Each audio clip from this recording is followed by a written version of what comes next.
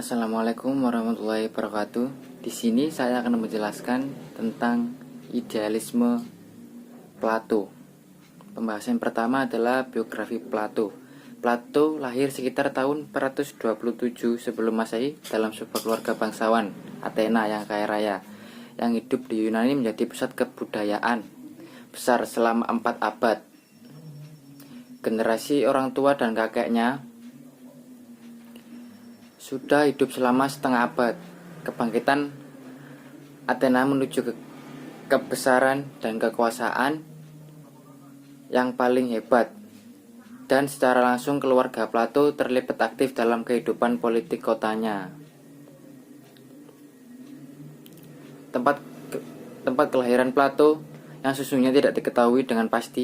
Ada yang mengatakan Plato lahir di Athena, ada juga yang mengatakan ia lahir di Aegina. Demikian juga dengan tahun kelahirannya.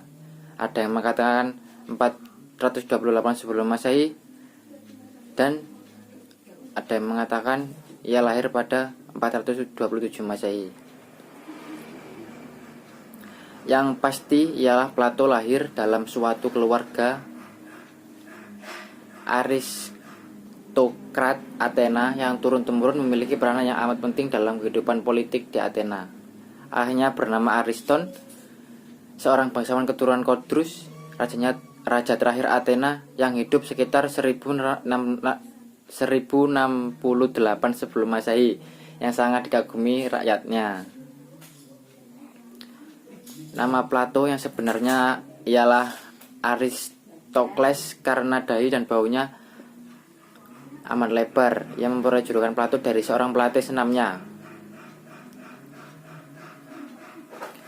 Plato adalah pengikut Socrates yang taat diantaranya pada pengikutnya yang punya pengaruh besar. Selain dikenal sebagai ahli pikir, juga dikenal sebagai sastrawan terkenal.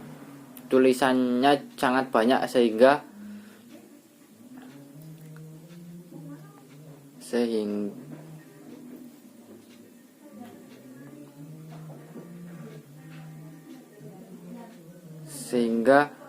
keterangan tentang dirinya dapat diperoleh secara cukup. Pada usia 40 tahun, ia mengunjungi Italia dan Sisilia untuk belajar ajaran Pythagoras. Kemudian sekembali ia mendirikan sekolah akademia. Sekolah tersebut dinamakan akademis karena berdekatan dengan kuil Akademos, seorang pahlawan Athena. Ia memimpin sekolah tersebut selama kurang lebih 40 tahun.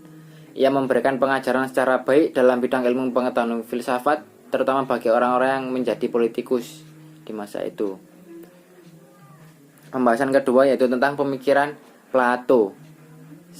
Sebagaimana Socrates, ia menggunakan metode dialog untuk mengatakan filsafatnya. Namun kebenaran umum atau definisi menurutnya bukan dibuat dengan cara dialog atau induktif sebagaimana cara yang digunakan Socrates. Pengertian umum atau definisi menurut Plato sudah tersedia di sana di dalam ide.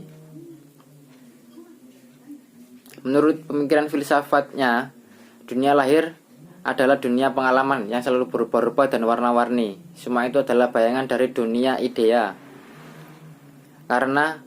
Karenanya maka dunia pengalaman ini berubah-ubah dan bermacam-macam, sebab hanyalah merupakan tiruan yang tidak sempurna dari ide yang sifatnya bagi manusia, bagi dunia pengalaman. Seluruh filsafat Plato bertumpu pada ajarannya tentang ide. Plato percaya bahwa ide adalah realitas yang sebenarnya dari segala sesuatu yang ada, yang dapat dikenal lewat panca indera. Pohon, bunga, manusia, hewan, dan lain-lain sebagainya akan mati dan berubah. Tetapi pohon, bunga, manusia, dan hewan tidak akan pernah berubah.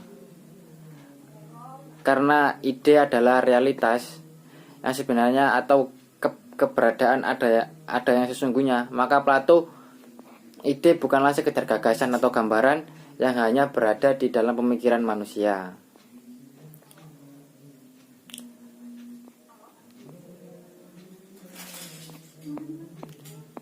Kemudian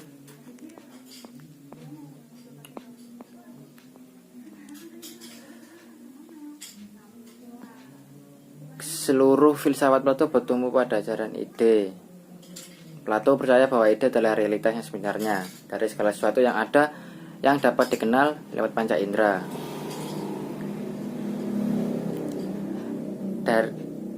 Maka bagi Plato ide bukanlah sekedar gagasan atau gambaran yang hanya berada di dalam pemikiran manusia. Ide bukanlah sesuatu yang subjektif yang tercipta oleh daya pikir manusia, dan oleh sebab itu keberadaan ide itu lalu bergantung pada daya pikir manusia.